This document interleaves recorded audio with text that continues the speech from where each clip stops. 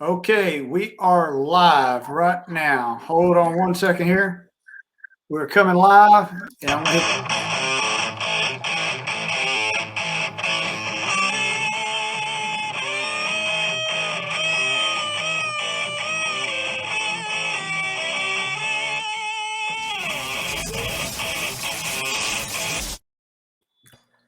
All right, stay tuned, stay tuned, stay tuned. I'm here with the coach, John Brent. And I'm here with Mr. Ian Griffin, the vet. How you doing, man? Man, I am doing good. I am doing good, and I'm gonna see if I can't move you around. Bam, there we go. Dude, this Nope. technology stuff's crazy. Yep, let me put you back. I'm messing it all up today. So how is life down there in Troop, Texas, man?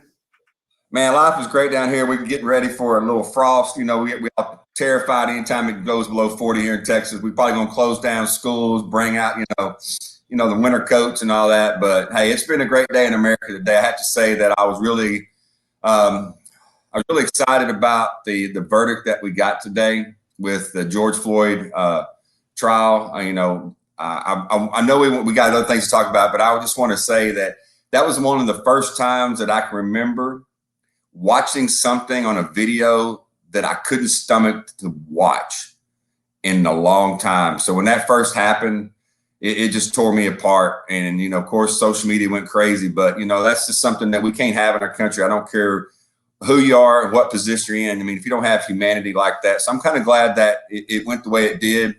And, what do you think about it? Well, Coach, hey, we got some guests, so we need to introduce the guests, and let's get all into that. What do you think, Coach? So you go ahead and introduce your guests, and I'll introduce mine, and we'll get moving right into that. Well, yeah, down on the bottom left, we got Mr.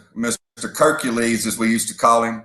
We used to work together at NRS here in Tyler, and man, you're talking about some fun times we had. I remember the first time that he walked into for an interview, and I was like, my God, who is this big old guy? And all the girls, I couldn't keep them on the screen. They just couldn't stay focused on the screen. They was looking at Kirkules, but ended up being that smile he has, just a great guy. It was a number of years that we didn't see each other, but I'm kind of glad he's back in my life. I'm going to see him next week for the first time in probably, 10 years maybe. But he's a great guy. So what's been going on, Kirk?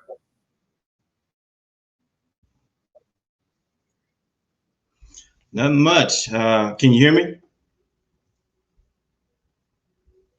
Can you hear me, Brent? I got you, man. Okay. Oh yeah. Okay. I'm just living in Orlando and just working, trying to maintain, trying to stay out of trouble.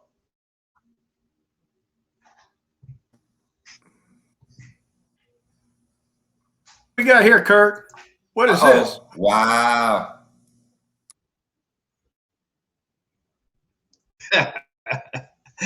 Man, y'all wasn't supposed to pop that up, man. Oh no, we were supposed to pop that up. Can you We popped that up right on time.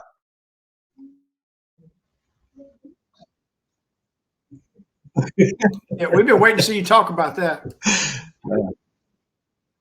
Yeah, man. You know how it is, man. I don't know what to say. I don't know what to say about that one. I should have sent another one in.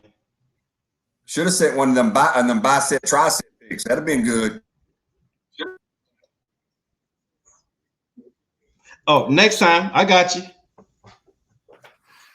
So, Coach, I got a good friend here named Ryan Johnson, and Ryan and I go way back. We met right after Desert Storm when I got to Fort Hood, Texas. He's a San Diego native, and we went to Kuwait together. And I actually took Ryan to the promotion board. He was the first person I took to the promotion board. He spoilt me because he was easy. He was ready to go. And then the next person I took kind of failed and fell on their face. I didn't prepare them properly because I didn't have to prepare Ryan. He was ready to go. But Ryan's a star. He's been in a couple of commercials. He's been in a series called Revolution, and he's a ball coach, and he just does a lot of great things. So I'm going to kick it over to Ryan, let him talk a little bit, throw a picture of him up here for a second.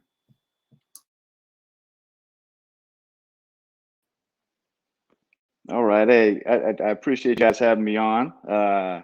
like Griff said, I knew Sergeant Major when he was Specialist Griffin, way back in the day. And he was a good leader then, and for, realistically speaking, I knew that he was going to go places because he was driven, he was motivated, he was organized, he was structured.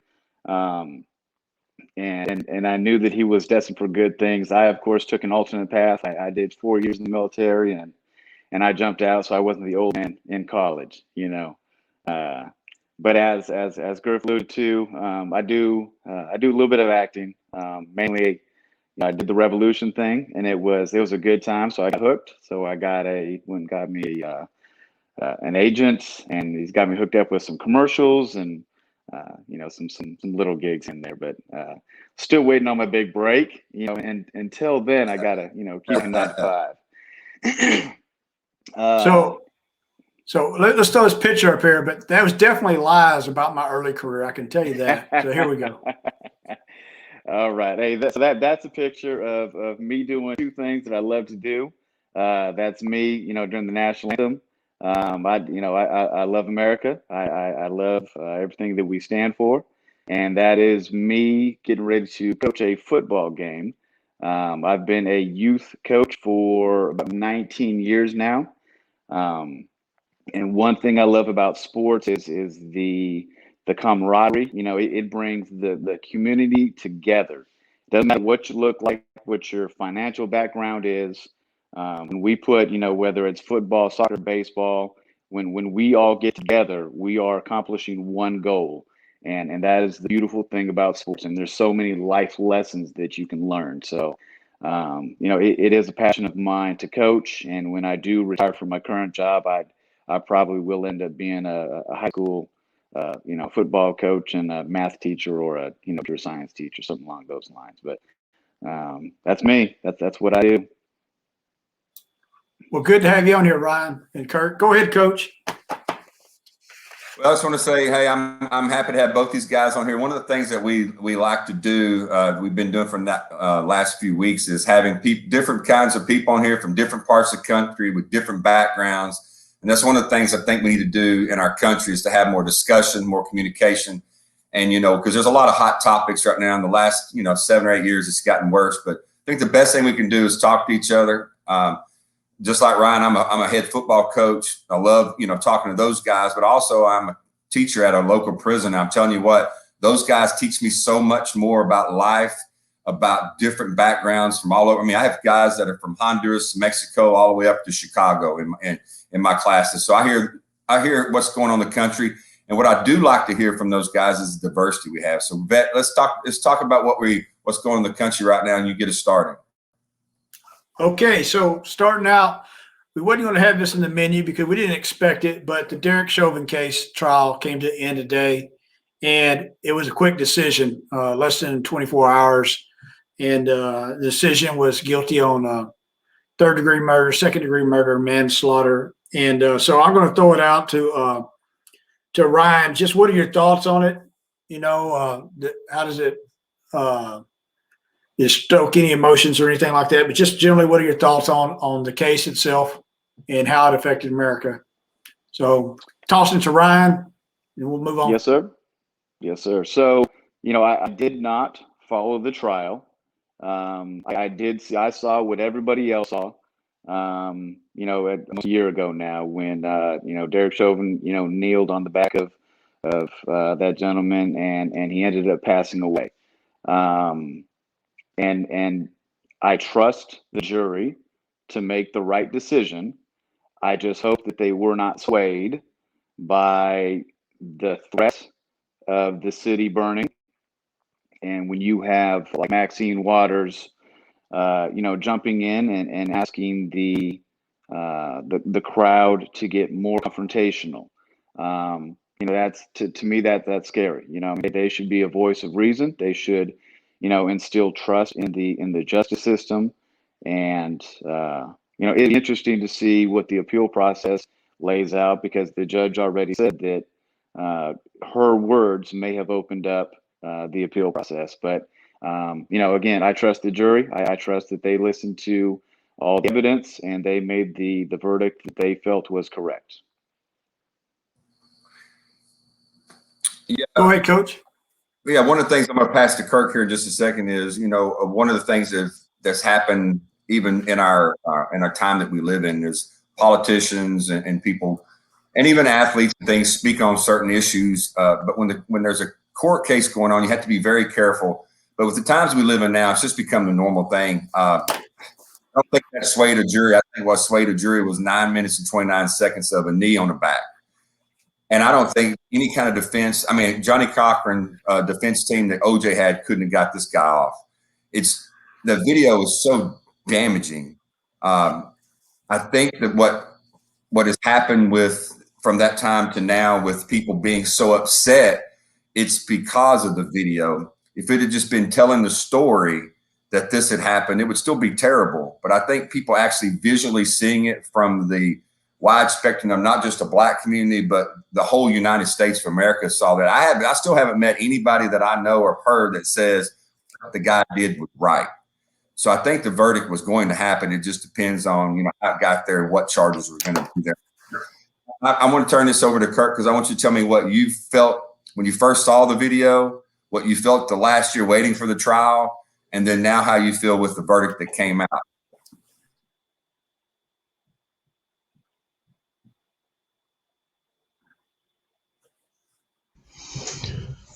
I mean, when I saw the video, I was like everyone else. I was horrified by it, but it's not something that's new to me. I've had experiences with the police, where I could have been in that same situation. It's just something that's continued to go on.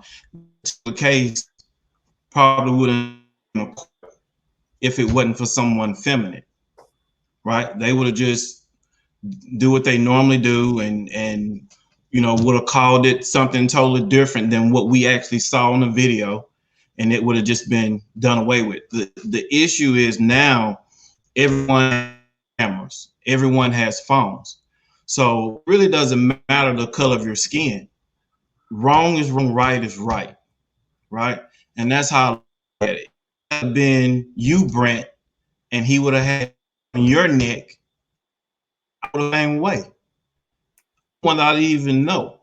So I think now, and that's the reason why you saw so many people protesting all over the country, whites, blacks, Hispanics, it didn't matter because people saw that it was wrong, period. And so I think I was nervous about what was going to happen as far as, the decision, because we've seen so many cases in America where even things have been on camera and they still were acquitted. Rodney King is an example, right? I mean, anyone who can see saw that they beat this man half to death, and yet he was acquitted. So I think a lot of America was still in that position where anything can happen. They could totally find this man not guilty. So I'm just glad that justice prevailed, period.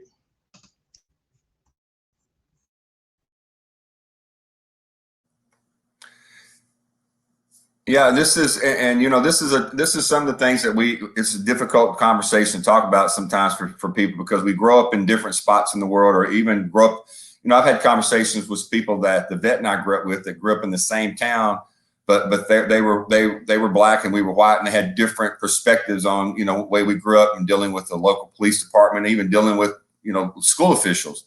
So I think that is a difficult time because there's a lot of times it's hard for me to understand. And I'm like, well, wait a minute, I don't see what you see, but that doesn't matter, or that doesn't mean that it's not being done. That's what I'm trying to say.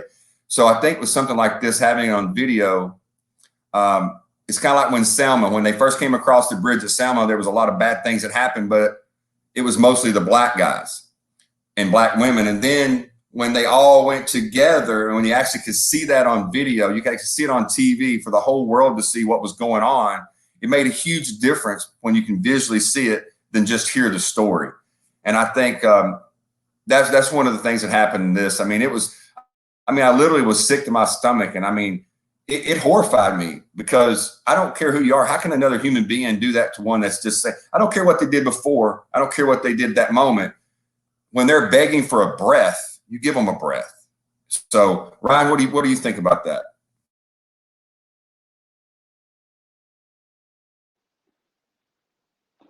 I agree. I mean, absolutely. I mean, like I said, I watched the same video that everybody else did. And you have to, put yourself in that, that man's world, where he's at, what he's going through. And I tell you, it does frighten me, because my oldest son, he does have anxiety, and I could picture him going through something like that. And so I certainly, I have the talk with my son, um, and I hope that if that situation were to occur, that he would be able to remain calm and do what he needs to do to get through it.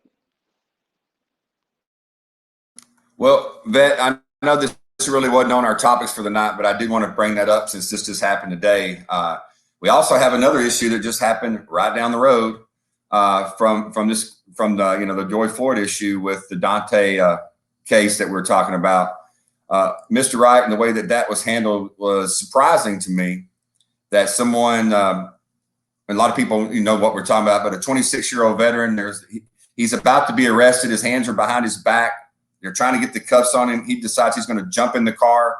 He's going to try to take off, and she's yelling, "Stop, stop, stop." Then taser, taser, taser, and then shoots him with a gun. He goes, "Oh my God, I shot him." He takes off and dies down the street.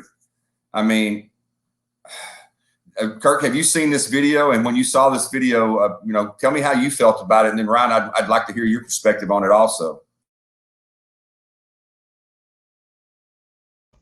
Actually seen the video multiple times. Let me say this first. So 2 people made a mistake that day. He made the mistake of trying to get away. Right? He'd probably be alive today if he hadn't done that. So if we ever get stopped by the police, just do what they tell us to do. Don't try to run, because anything can happen if you try to do that, like the situation right now.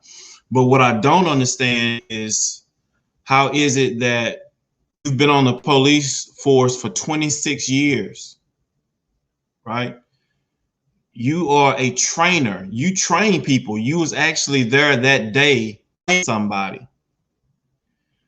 Your gun is on your dominant side, which is her right side. Her taser is on her left side. Her Glock is metal. Her taser is plastic. There's a pound difference between the two. So if you've been on the police department for 26 years and then you would think you would know which side your gun is on and which side your taser is. Her taser was yellow and black.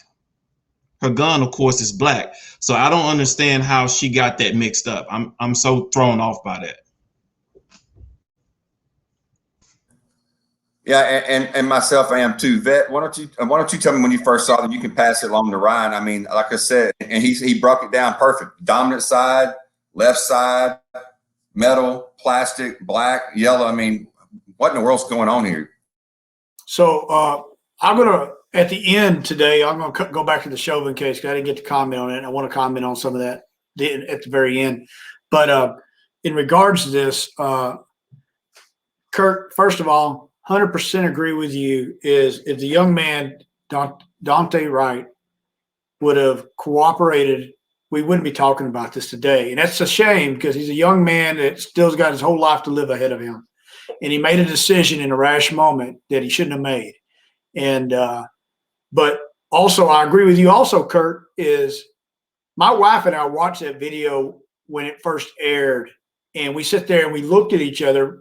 She served 22 years in the Army. I served 31 years. We know a lot about training and things of that nature. And the first time we looked at each other and we go, did somebody pencil whip her training the whole time? Because she was not confident in her gear. That's the first thing that I assessed out. In the Army, and Ryan, you know this, is we do things called sets and reps, where you do them over and over and over. They're so repetitive in nature that it is natural for you to pull off of your right. For her, it would be her right side, her dominant side to pull the gun, and the non-side for the taser. My wife brought up a couple of good points on this, though. Does the taser safety feature similar to the Glock? Well, the Glock, as you know, Glocks don't have a safety; they have a trigger. Are they similar or not? Or did she just panic and just draw the wrong thing? Now, you bring up the 26 years, and I have a couple of questions on the 26 years. Did she serve 26 years on the street, or was she behind a desk for 26 years? And because of maybe the lack of funding up there, because they're defunding up there in Minnesota, did they throw her on the street? I don't know. But what was very apparent to us was she did not have confidence in her gear, where it was a natural form of her function to do things where she could do it under stress. That was quite obvious. And that's not all policemen, but that was that policeman right there in my mind. And I'm going to throw it over to Ryan. So, I mean, you guys hit the nail on the head. I'm a big fan of personal responsibility. That's across the board, everything in life. You do what you can afford. Daunte Wright would be alive right now if he didn't try to run. There's no doubt in my mind. But at the same time, he would also be alive if she had the proper training and had the proper muscle memory built in. That's the term that I use with football, so that's what I'm going to use here. It's muscle memory. I mean, it's what you do without thinking. And I know that there's a big push to defund the police or reallocate funds for police, is what some folks are saying from the police. But for me, I think we need more training. We need, the to be able to deal with a mental illness subject. We need to be able to deal with, in this situation right here, when I'm at my worst, I need the police to be at their best. You know what I'm saying? If I'm having a bad day, if I just got in a fight with my wife, and I'm doing something that I shouldn't be doing, I'm speeding, I'm reckless driving, whatever it is, I'm in a bad mood. I need the police to be able to deal with me in a way to de-escalate the situation. And for me, that means more training. And I know I have heard some people throw out the deployment aspect of, if you're on the street day in, day out, dealing with intense situations, it's going to take a toll. So maybe just like the Army, they deploy for 9 months, they come on back, or 12 months, whatever it is. Maybe you put an officer on the street for 6 months at a time, and then you give him a month off just to decompress. But again, that's going to take more funding. That's going to, because we're going to need to hire more officers. It's going to take more training. I am not a fan whatsoever of the defund the police. Another aspect was, they're saying that they don't need, the up armored vehicles. They don't need the military gear. But if you look to where the world is going with, or not the world, but the United States with, the riots, the protests, and they are looking to do harm to police officers. Unfortunately, officers are in the sights that they are public enemy. And I want to make sure that these police officers come home to their families every night. So if that is, better gear to be better protected, then I'm all for it. So, as far as defunding the police goes, I'm not a fan. But back to Daunte Wright, like you said, two people made a mistake.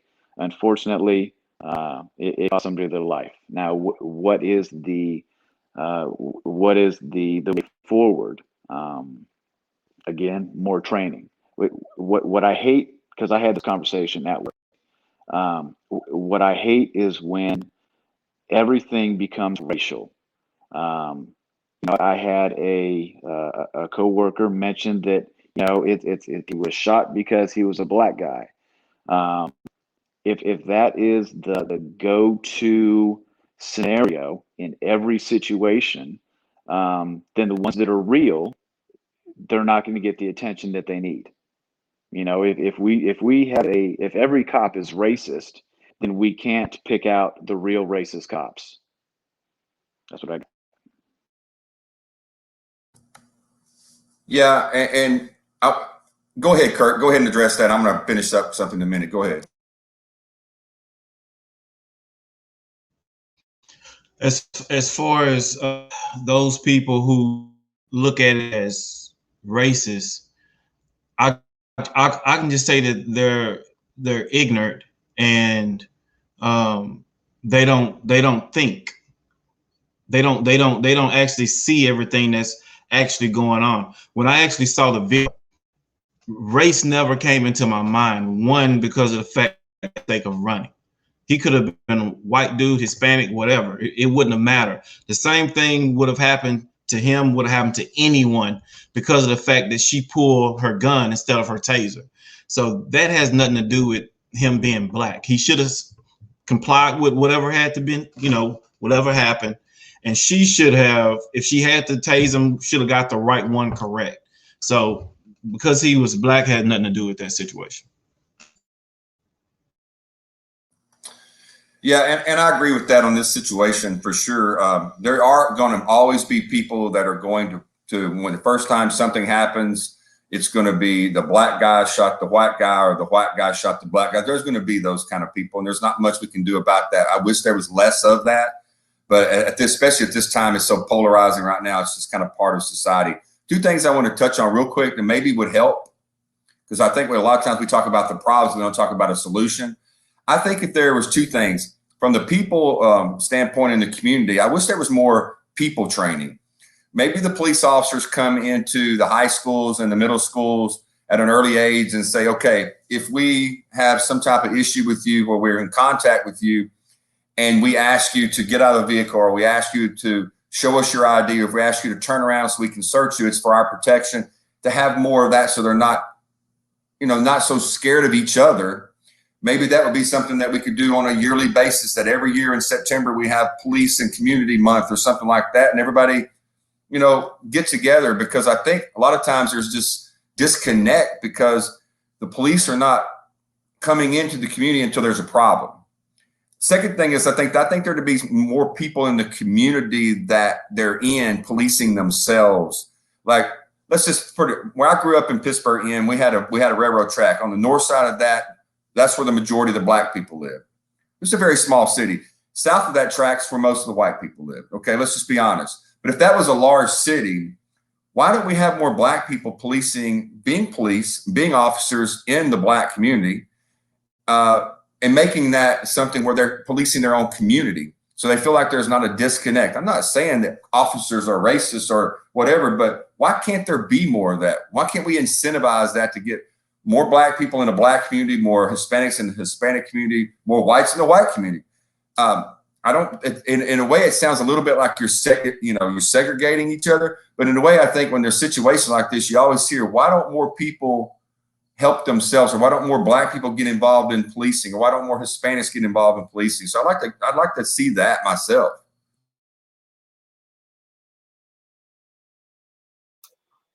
So I'm going to throw it out here real quick. Does anybody got anything else on the Daunte Wright case at all? And if not, we're going to get ready to move on. But I think we had some good topic here. I think we kind of all agree. We'd have a young man alive today if he didn't flee. And we'd have a young man alive today if the police officer was trained. And I can tell you, I got 3 siblings that are in law enforcement, some form of it, whether it be the prison or actual in law enforcement. And it hurts me to say that, but he would be alive today and get to experience the rest of his life. I'm going to touch back on the Derek Chauvin case real quick, and then we'll move forward, Coach. Ryan, you talked about Maxine Waters, and, that judge pointed that out, and that was just like, oh, my God, let this not be appeal or mistrial because a legislator opened their mouth, and because that's really what it amounts to. Is that right there, trying to show some influence in the community that she don't even belong to. Her community's in California. But I heard a great comment about legislators is they're supposed to bring calmness to the situation, not chaos or stoke division. And apparently some of them have missed that memo. And I agree with that, because we need them to be the disciplined sounding board at the end of the day, instead of somebody who brings chaos. So that's just one thing I'm going to say. The second thing I'll say is, when you watch the video, and I watched a lot of the trial, but there was no way I could see him not being guilty in this, because he was guilty. And I've seen where a knee has been administered to the center of the spine in the back, and what that does to somebody who's the enemy, it holds them down pretty quickly. And I can just imagine that type of man on this man, Nick. One thing I will say is, I believe everybody has the right free speech to go and protest this when it happened. But just in Minneapolis alone, what is sad was somewhere between $500 million to $1 billion was destroyed in that city. That part did not need to happen. Many crimes don't exonerate another crime. The only thing that I think that came out good today was our justice system proved that 12 people can sit on a panel and make a decision that was blatantly obvious to all of us that was the right decision. They came to a conclusion on it. So that's the only thing I'll say. So with that, I got to throw it out for 1 second here real quick. Throw a little paid advertisement for the Coach and the Vet. So come check us out on thecoachandthevet.com. Buy some of our stuff. It's what keeps us going. All right, now I'm going to shut up and move on to something better than that. So now we're going to talk about the Afghanistan pullout by President Biden. And so I'm going to throw some context here real quick. Former President Trump came out and said that we would pull out Afghanistan by a couple of days in May. And then President Biden pushed it off until the anniversary of 9/11 so he could commemorate the anniversary. So I'm going to throw this now here to you, Kirk, to go ahead and start off and tell us what you think about that.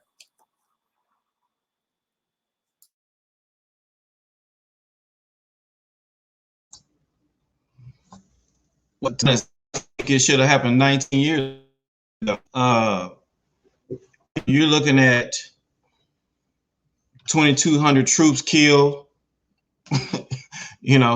9/11 happened 20 years ago. We went in and we killed the people who came over to our country and killed people. We killed them, right? So, you look at 20,000 of our troops have been wounded since. Over $1 trillion in a war that should have been over. That's how I look at it.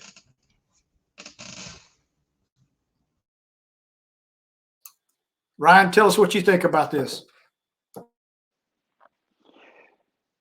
Okay, so I am a big fan of keeping our soldiers out of harm's way. There's no doubt about that. I know that, I did read the top general said it's going to be harder if the training starts back up, because there's always going to be people wanting to hurt America. We are the head of the snake in their eyes. And I know with great power comes great responsibility, and us being a world leader, we're going to be looked upon to keep, terrorists at bay, whether it's to harm us or our allies. Fortunately, we do have the technology to strike somebody at a long distance, whether it's a drone or some other kind of missile launch. So I'm a fan. Let's bring our soldiers home.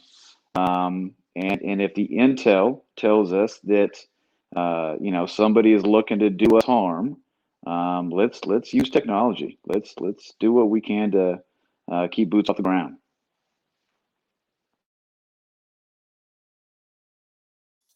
Coach, what do you think? Well, I mean, I'm with both these guys on this. I want to get my troops home. There's a line that we have to look at, is there's an us and a them situation. One of the reasons that I guess we stayed as long as we did is because the Taliban was still trying to overthrow the government that we had in place, or were helping. And if we look at just one thing I looked at the other day, like women's rights there were zero when we came in. Now they get educated. Women can now, walk around and do things and have careers. what's going to happen to those women when we leave? They're probably not going to be protected anymore. Their government's really not strong enough to fight off the Taliban. But like I said, I hate to say there's an us side and a them side. From an American standpoint, Kirk was right. You're talking about 22 people dead, 20,000 wounded. Yeah, we went in and we got them. We made our point when we needed to after 9/11. How long we stayed? We probably stayed at least 10 years too long. But looking at now that we were there, leaving how we're leaving with the timeline and all that, have we helped them become strong enough to have good human rights and women's rights and things like that, and create some type of democracy? I don't know if we could ever create a democracy in Afghanistan. Russia couldn't take care of them, neither can we. So I think we have to look at it from both standpoints. But from an American standpoint, I'm glad they're coming home. I don't care who's doing it, Trump, Biden, both of them, whoever. Let's just applaud it. So, I got a few thoughts on this, Coach. And so what I'll say on this is first of all, President Trump said, let's pull out in May. I don't like ever giving a date, but he gave a date, okay? And then President Biden came out and said, oh, no, I want to do it on the 20th anniversary of commemoration of 9/11. My question to him is what are you going to say to the family member when somebody dies in June or July or August that you solely did it just so you can have your magical commemoration date? That you lost a life, not for tactical reasons, not for our country, but for the sole purpose of commemorating a date is the reason why they died. That is unpresidential to me. And I'm not sitting here to bash him hard, but I'm just going to say that's not how you do things. That is wrong. And can you really look a family in the eye and say, hey, I'm sorry your husband died, but I needed my date. He could have been gone in May and he'd be alive, but I needed my date. So I disagree with that all whatsoever because I think it's hogwash. In regards to 20 years and such, I've often said this: if America wants to influence something, we have to ante up on it. And what I mean by that, look at the three places that we've affected that we've anteed up on: Japan, Germany, South Korea. We are still there 80 years later. 80 years later. So if we want that type of influence of like democracy, we have to stay there 80 years with troops on the ground. If we don't, and we just need to go in there and kick somebody's butt and go eliminate the problem we had, then we need to get the heck out right afterward and call it a day. It's one way or the other. But this middle stuff gets a lot more than just 2,200 people dying, like Kirk had mentioned. We get more people dying, and we get more injuries for what? There's no end state, and things of that nature. So what are we doing it for? So for me personally, I think we should just get the flip-flop out of Dodge and call it a day if that's what we're going to do. Go ahead, Kirk.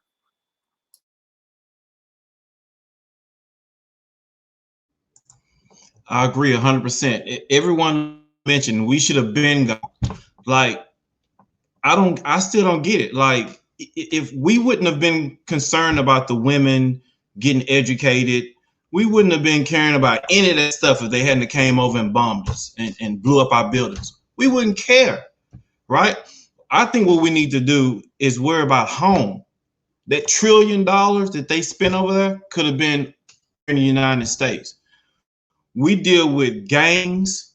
We don't do anything gang. We don't do anything about white supremacy. We don't do anything about the mob. We don't do anything about any of those things, period. We have terrorism right here in this country.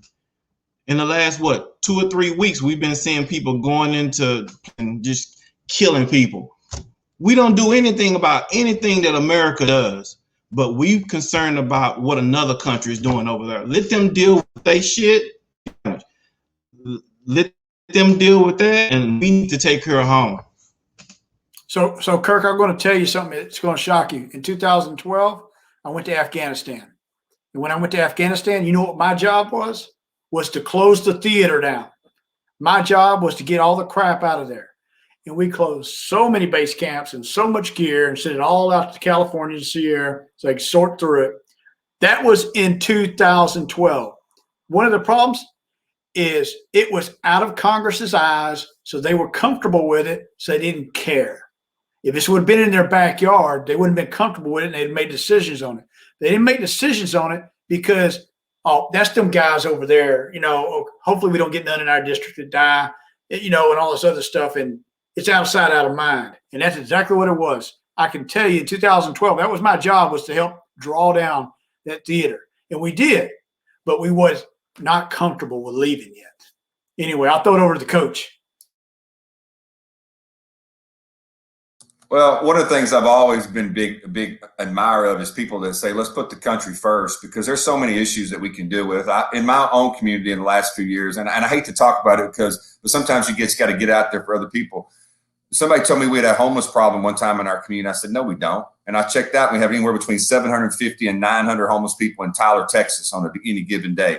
You know how many homeless people are on the street right now in California?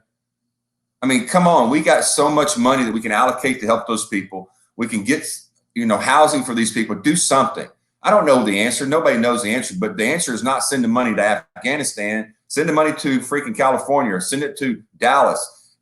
We go to Dallas sometimes and hand out what we call homeless bags, and you can find hundreds of people under bridges around downtown Dallas. But we're going to Afghanistan and staying there for 20 years to help. Like you said, we would have never, ever, ever cared one day about women's rights over there beforehand, but now we get over there and then we have to start being progressive. Well, while we're here, let's just try to do all these great things that we're not even doing here. So yeah, I'm with you, Kirk. I mean, come on, let's put it all here. Put the $1 trillion out here on the street. Let's go. So, hey, Coach, we got one more topic, and I think we can make this one pretty quick. And this will be an easy one here. And that's the Supreme Court packing. And so, yeah, you go ahead, Coach. Well, real quick, everybody knows, most people know that I'm a history, government, economics, and law teacher. But I'll tell you what, one of the things that I've always studied is the history of the Supreme Court. Marbury versus Madison in 1803 is my favorite thing to ever discuss. I can go on for hours. Y'all would hang up on me if I kept talking about it. But one of the things that I don't agree with is you do not change the number of people on a Supreme Court for politics. And that's exactly what the body of the Supreme Court was about in the beginning, was let's have the judges this way. Let's have them a lifetime tenure so they're out of politics. It's not supposed to be a political body, and normally it's not. What makes it a political body is the media. They'll say, well, there's a 6-3 court or a 5-4 court or whatever, because they think they know how people are going to rule based on who appointed that judge. But as you can see in the last 10 years, there's been many judges that Bush has appointed or even Trump has appointed that vote sometimes on the left. Some on the left vote to the right. So what's political about it is Congress. They won't shut their mouths because they are unhappy with, they get a ruling that is looked at by the court to say, constitutionally, what you said here is wrong. And they go, oh my gosh, there's such a political body. We've got to change the court and get more progressive people on it. You make it 13 now. The Republicans will make it 16 in 4 years. And next thing you know, we'll have 115 people on the Supreme Court. So I'll let anybody want to take this, raise your hand and take it. But I just don't think it's a good idea. I think it's just absolutely political. And that's one branch that does not need to be political. Go ahead, Kirk.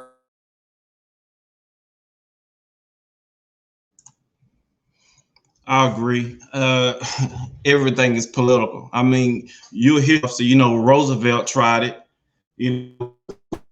Kept shooting down everything he wanted. Well, I know I got an idea. I just pack the court, and then they'll have my agenda. And then, of course, they didn't go for it. It's the exact same thing now. Right now, it's what 6-3 right now. So if they were to do it, which they're not going to do it. Everyone is saying that they're not going to do it. What's her name? Pelosi. Nancy.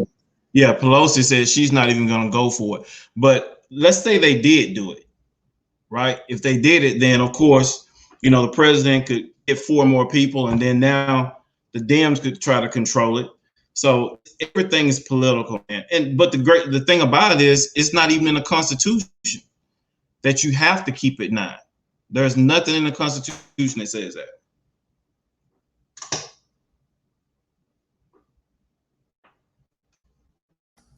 Go ahead, Ryan.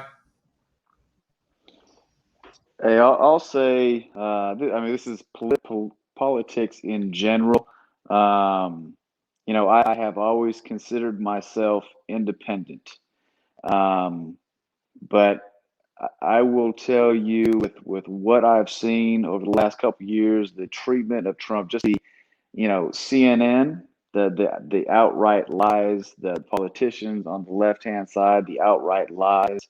I have been pushed to the right. I didn't voluntarily, say Republican, and I still don't say that. But the more and more that I see from the Democrats, it is pushing me to the right. And this is just another example where, I mean, they've got the House, they've got the Senate, they've got the presidency, and now they want the Supreme Court also. Um, I saw something the other day where Hugo Chavez in Venezuela, he added 12 to the Supreme Court down there. And since then, he has had 45,000 decisions in his favor. Basically, he runs the world. And if you own the courts, you run the country. And we see where that's gotten Venezuela. There's a reason why the founders made it, three pieces. There's a reason why there's checks and balances. And if we allow one party to completely control, then that's a scary thing for me, and that's either way. I need check and balances. Well, and that was, and that's why I said when I bring up Marbury versus Madison, if anybody knows anything about it, that created what we call judicial review. And what that was, that at that point in time, what that decided was that we were finally going to have three co-equal branches.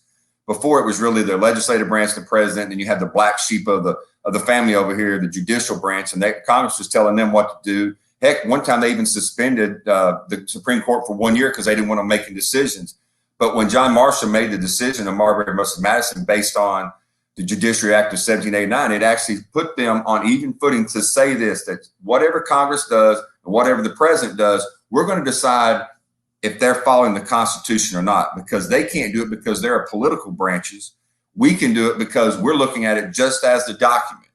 And if we ever get away from it just being about the document and it's about politics, then what we do not have is checks and balances. So I hope that we never get that way. Kirk is correct. There's no number that you have to have, but historically 9 has been good because it creates just enough that if one person's in power and they get 2 or 3, it doesn't shift the court to be a lifetime of one way or the other. If you just had 5 or if you had 20, it would be off balance. 9 has been a good number, and it's been that way for 100 something years.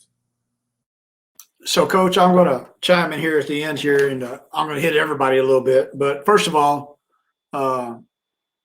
Stevens was appointed by George W. Bush, and he hadn't towed party line one damn bit, in which is good. He don't need to. And so what I see with the 9 of the Supreme Court justices is everybody wants to cast shadows and doubts on it, kind of like the trial that we just had. They want to cast shadows and doubt that justice will not prevail. Whereas the Supreme Court justices tend to be so dang professional in their skin, and what they do is they are the one entity that prevails in that. The second thing I'll say is FDR, if you read The Forgotten Man, he challenged the Supreme Court all the time. He knew they would overthrow some things, and he would do it just to see if they would pull the trigger all the dang time. It'd be like, I know they're going to kick it down, but I got 3 months I'm going to run with it till they kick it down. So that was one thing. And in kind of what you said, Ryan, I got called the other day that somebody wrote about me, said, hey, it's good to see a Democrat and Republican can enjoy pizza and get along. I didn't know I was a Republican. I just knew I was a conservative, in nature. And I've been more independent. But I will tell you, like you said, that good old girl Nancy has driven more people to the Republican Party than any Republican ever could have got them to go that way. And there's a few people like that on both sides that, whether it's Democrat or Republican, have drawn people to their other party. I know Trump drew a lot of people to the Democratic Party. Hillary drove a whole lot of people to the Republican Party. So I will say that. But 9 is just right, because if you don't have 9, what do you have when you start adding? you have what's called a cluster F, which is called Congress, that can't make a single decision whatsoever. And one of the problems is, in our current times, is they would like to expand the court because Congress would rather the court decide law and make law than Congress have to do their job and make law, which is not how we were built at all. So anyway, what do you think, Coach? Does anybody else got anything else? Last thing I'll say on it, I'm gonna kick it to Kirk, is you're right. Every branch has their duty. The executive branch executes the laws. The legislative branch, they legislate the laws. The Supreme Court does not legislate law. The Supreme Court decides if what you legislate, is it constitutional or not. And if you start trying to switch it up, we don't have our democracy that was created by our founders. You actually have too much politics involved. You got to keep politics out of the court as best as you can. And I am with Kirk. You can't keep politics out of everything, but you want to keep as much as possible out of that Supreme Court. Go ahead, Kirk.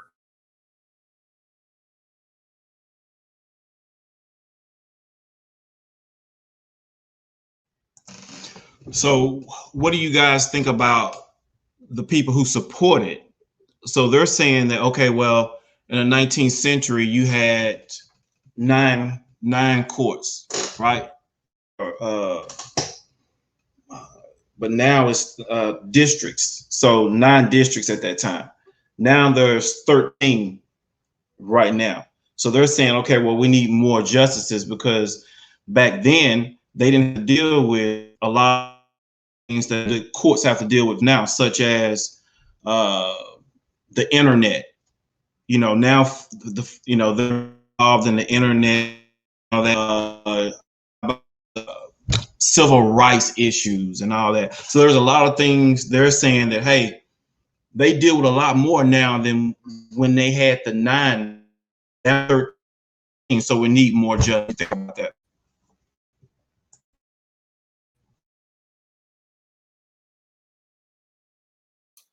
So, Kirk, for me personally, I think with the pretext of how our nation has been for the Supreme Court, I understand the point they're trying to make, and our nation grew, and I agree with that.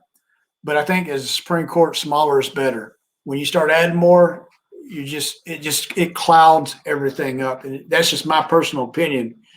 Is the fewer that you have, that you can have disinterested party like a 9, it's easier to make the decision. You know, if you think about it, when and I'll cover real quick, when George Bush and Al Gore, when that went to the Supreme Court, there was 2 different decisions. One was a 5-4 decision, and one was a 7-2 decision. But once that decision was made, people had their little tantrums, but the decision was made and it was done. You know, when you start having 15 people there and 12 people there or 20 people there, then I think you have more susceptible to people being bought out or corruption to enter into the play of it. Whereas if you only have a handful, you don't have that corruption capability. That's just my thought. I mean, you've had, for the first time that I've ever even heard of in the last couple of years by some Democrats, I think it was Chuck Schumer that said we need to impeach someone in the Supreme Court because they made an opinion that they don't like.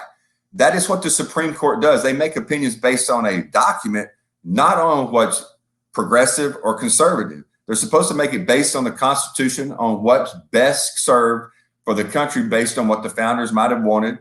And yes, we do progress, but you don't want to ever say, well, we're going to lock someone up or we're going to impeach someone or kick someone off the court because they don't rule the way you want them to. I mean, that's like ruled by mob. If you don't do what I say, we're going to come in there and kick the door down and drag you outside January 6th again. So, I mean, the Supreme Court needs to be a small body of people that are put there by the presidents when they need to. When somebody dies, you can't control that. Ruth Bader Ginsburg died. She died when Trump was in office. People are like, oh, my God, he's got to nominate someone just like her or it goes against her legacy. Sorry, she just died then. The people that Obama put in, he died then.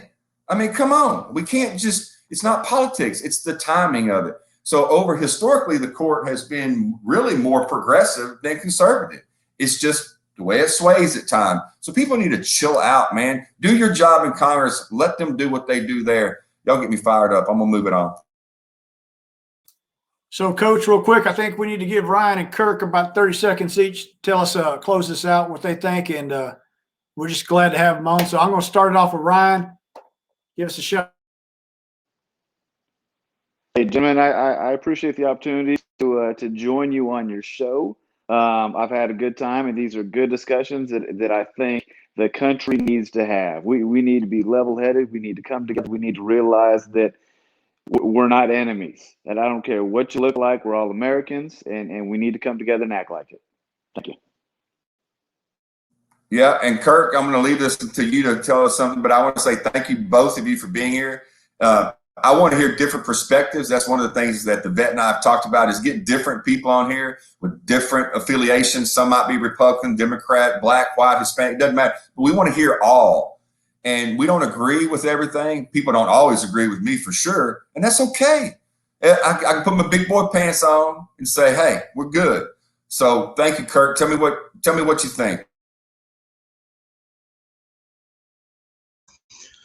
Hey, you know, when you mentioned this to me, I thought it was a great platform. You don't see this a lot, where you just get so many different perspectives and different people give their opinion. So I'm honored, and I really appreciate that. Well, I'm glad you did. And next week, when you get down here to Tyler, Texas, you better come by and see me.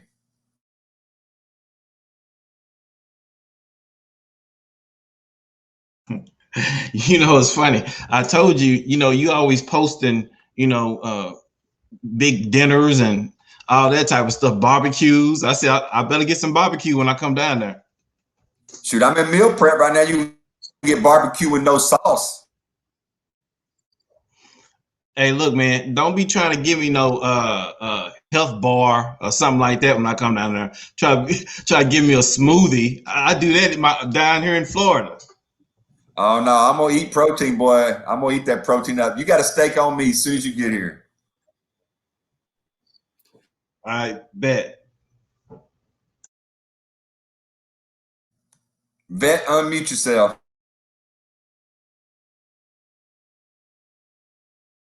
Kirk and Ryan, man, I do that at least once a show for sure. Thank you, Coach. I appreciate it. Kirk and Ryan, thank you for being on the show. We really appreciate it. Coach and I do. And we've had a wonderful time tonight. We got to talk about things that are really on the forefront of America, you know, and I agree. We all need to come together, because I think we do a lot better. We talk instead of griping about complaining, you know, talk. Now, see, you got your Mr. Potato Head, Coach. So I'm going to throw it out there and let me see if I get my direction right. That was it. So for the coach, are you on mute? Oh, now I'm on mute. To the vet. Stay tuned, stay tuned, stay tuned.